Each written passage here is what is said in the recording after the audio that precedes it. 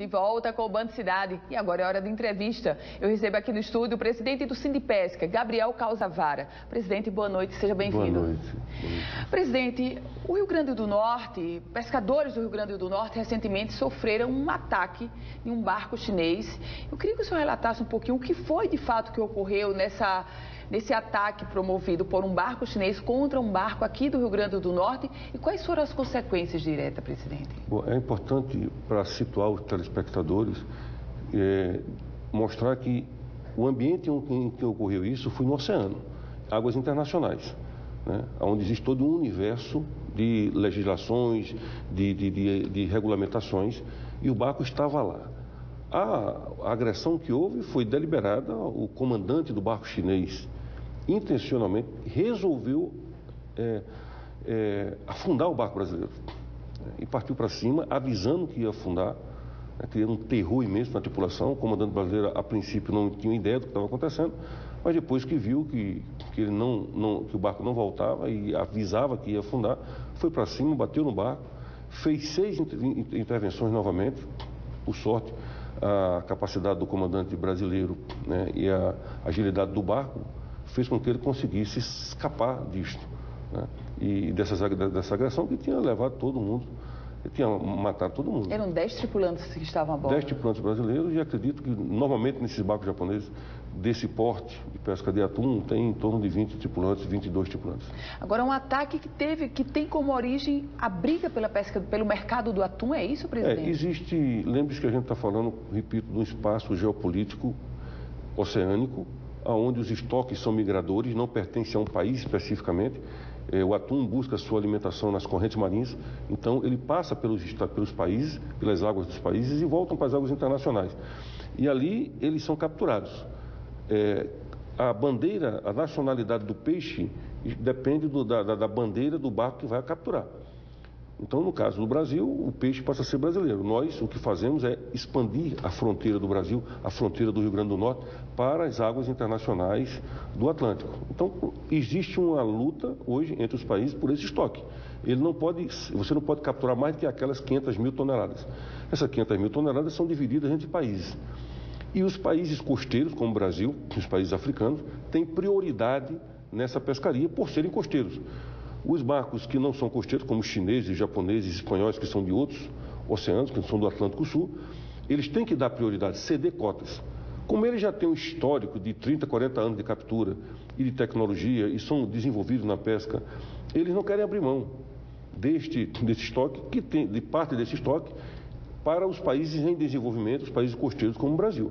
Mas existe uma convenção internacional, chamada Convenção das Nações Unidas para o Direito do Mar, que estabelece esse relacionamento entre os países. Então, eu atribuo essa reação e essa ação do tripulante e do comandante brasileiro do barco chinês contra o barco brasileiro a esse tipo de situação que está ocorrendo hoje nos fóruns internacionais e que se reflete no dia a dia dos oceanos, onde a gente está pescando no mesmo espaço que eles.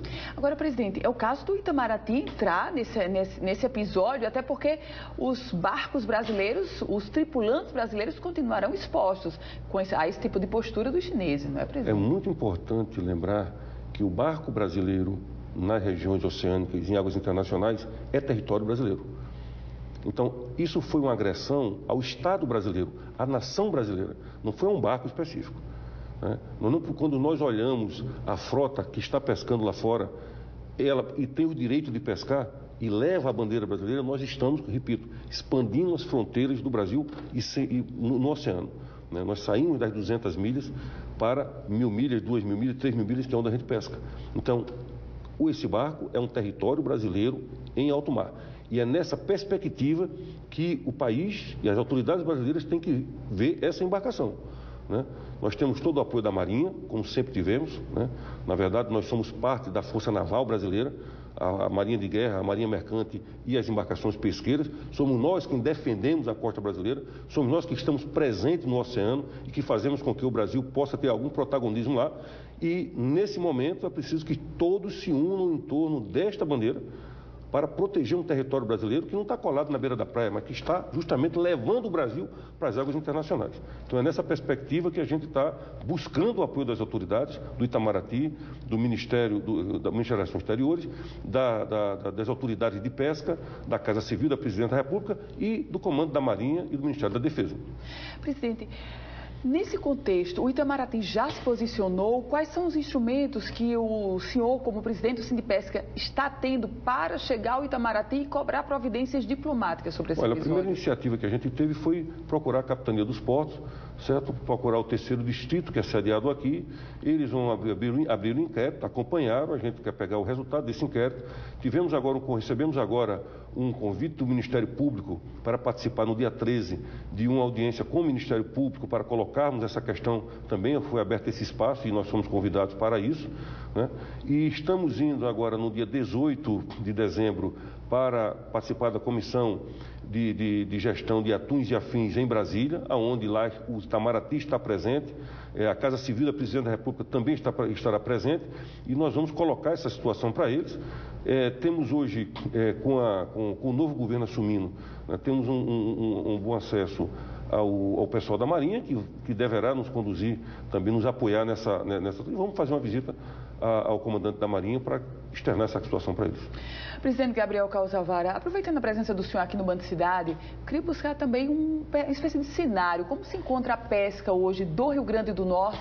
Como se encontra a pesca do atum no estado do Potiguar? Como é que a gente está de mercado, presidente? Olha, primeiro é importante lembrar que o Rio Grande do Norte é o estado que mais domina a tecnologia de pesca de atum no Brasil.